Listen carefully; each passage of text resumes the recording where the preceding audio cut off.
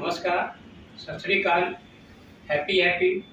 मैंने अभी दीदेवार जी का कुछ व्याख्यान सुना और इन्होंने कहा हमारा दीदे दो आंखें हैं, एक दूसरे को देख नहीं पाती, दो कान हैं, एक दूसरे को देख नहीं पाते, ये नासें हैं, सांस लेती हैं, एक दूसरे को देख नहीं पाती, फिर ये अलग हैं मगर मुख हमारा एक है जिससे हम बोल पाते हैं। तो मैं भी 16 साल 48 से 65 साल तक मेडिसिन लेता रहा और मेरे बीच में आज दीदेवार जी हैं जिन्होंने कभी मेडिसिन नहीं ली और लेंगे भी नहीं, चैलेंज से कहते हैं।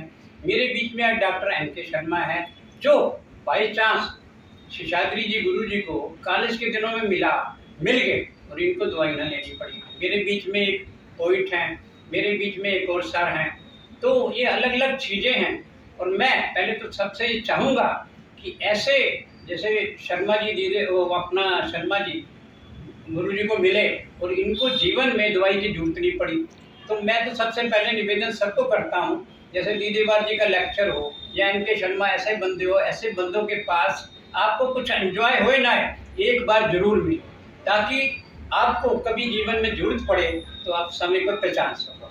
और मेरा आज का एक निवेदन है कि ये दो चीज़ें तो बनी है अलग अलग, मगर एक चीज़ जो मेरे को नज़र आई, जो इन्होंने कहा सहयोग, उसमें मुझे नज़र आया एक आदमी औरत बने तो वो एक सहयोगी होगी और उससे सृष्टि करेगी।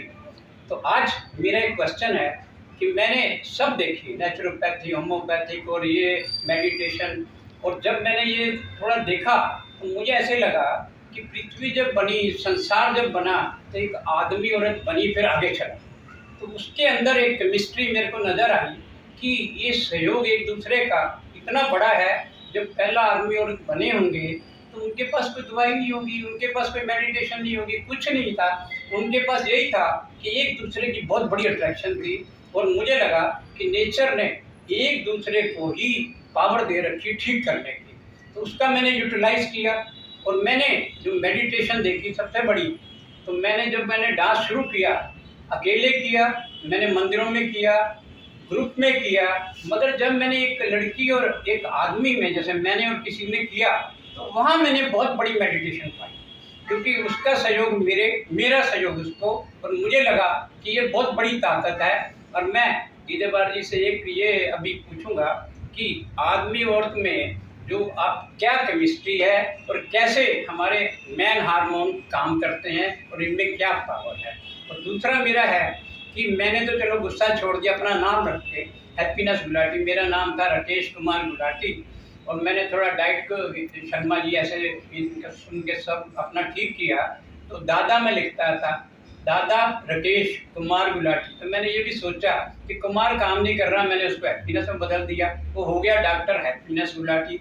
और एक हमारे यादव जी, उन्होंने फरीदाबाद से जब मेरे को देखा तो उन्होंने कहा आपको मैं हैप्पीनेस का एक ऑलरेडी अवार्ड देता हूँ, उन्होंने अवार्ड दिया, मैंने अपना बोलना शुरू कर दिया, डॉक्टर हैप्पीनेस गुलाटी। मेरा पहला क्वेश्चन वो था। दूसरा ये है कि आप थोड़ा सा इसमें बताओ कि जो मेरे को मेजर आदमी की बीमारी नज़र आ रही है वो ए एंगर, पहला अक्षर इंग्लिश का, और हिंदी में पहला अक्षर है काकरोग, इससे आप क्या कहना चाहते हैं कि कैसे इससे लोग बच सकें? धन्यवाद।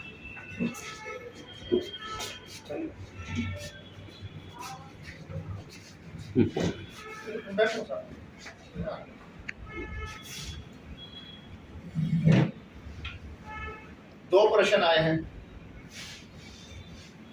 एक आया है प्रकृति द्वारा निर्णय मेल और फीमेल। प्रकृति के हर पदार्थ में, चाहे वो वनस्पति है,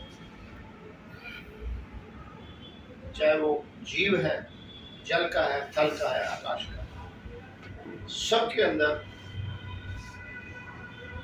लिंग है, एक स्त्रीलिंग है, एक इनके मेल से ही एक नया जीव हुआ। और प्राकृतिक नियम के अंदर जो बीज है उसी बीज के आधार पर ही वही चीज आएगी। दूसरे बीज, जो बीज के गुण हैं, दूसरे में बदल नहीं सकते। इसलिए मानव के अंदर जब बीज है, जिसे वीर्य कहते हैं, स्त्री धरती है वो स्वीकार करती है, पुरुष देता है। तो देने वाले और लेने वाले का जब समन्वय होता है तो वो जीव होता है।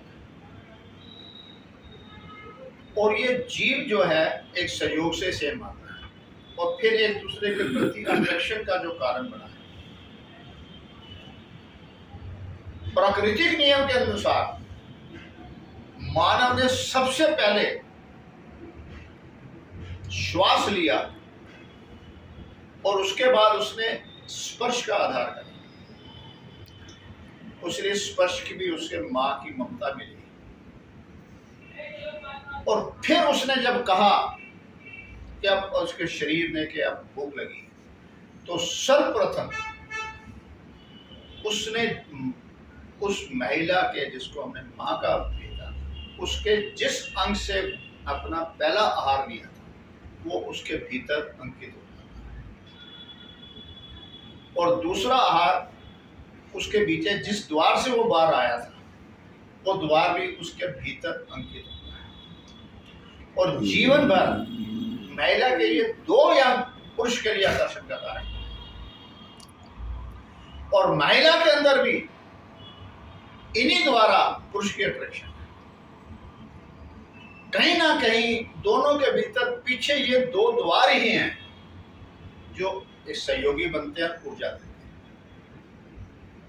और जहां पर ये नहीं होता तो आज के निरर्थक जीवन के अंदर समाज में बहुत कुछ और हो रहा है। और मूल कारण ये है, जब आप नृत्य करें, खाना खाएं, बात करें, सहयोगी बने, तो ये एक दूसरे के भीतर के जो अंदर स्मृति में है, ये मूल कारण है।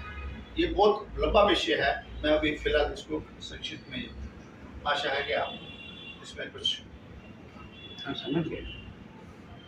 और दूसरा प्रश्न था, क्या था? गुस्से पे, एंगर। एंगर। मेरे को मेजर यही लगा कि बीमारी का मेन कारण लोगों का एंगर है। एंगर कब होता है, गुस्सा कब आता है, पहले तो ये समझ लीजिए।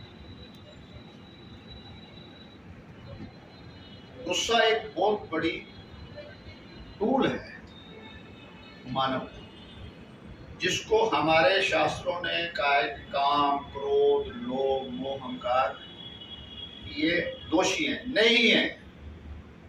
ये मानव की बहुत बड़ी ताकत है। काम से मैं आया हूं, काम के द्वारा मैं किसे ला सकता हूं, उसकी उपयोगिता कब और कैसे करनी है, ये मेरे ऊपर संयम होना चाहिए। मैं संयम नहीं होता या सीमित से बाहर आता हूं, तो ये कारण है। इसलिए पहले तो विचार हमें बोलना है, ये मोह अगर मेरा न हो तो सहयोग और आपसी प्यार नहीं हो सकता। लोभ नहीं हो तो हम तरक्की ना करें, मगर हर पीछे में सजगता से। क्रोध भी बहुत बड़ी टूल है। क्रोध दर्शाने का है, अपनाने का नहीं। क्रोध हम अगर आपको नहीं दर्शाएंगे तो आप संयम में या कंट्रोल में नहीं आ सकते। बच्चों को भी क्रोध है, क्रोधी बनना गलत है। क्रोध और अपनाने की, दर्शाने की चीज है, क्रोधी अपना लेते हैं। तो क्रोधी हम कब बनते हैं, जब सामने वाला मेरी बात को नहीं मानता या मुझसे उससे जो उम्मीद थी वो पूरी नहीं होती।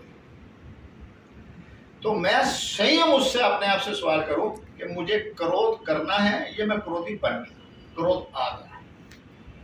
क्रोधी बनने से तो, क्रोध करने से तो मेरे संयम है, मैं उसका मालिक। क्रोधी होने से वो मालिक। तो उसके बाद अगर हम संयम करेंगे तो जैसे अभी बताया, प्रतिस्पर्धा की जरूरत नहीं। मैंने अपनी बात उसे कही, वो भी अपना स्वामी है, मानना ना मानना उसके ऊपर है।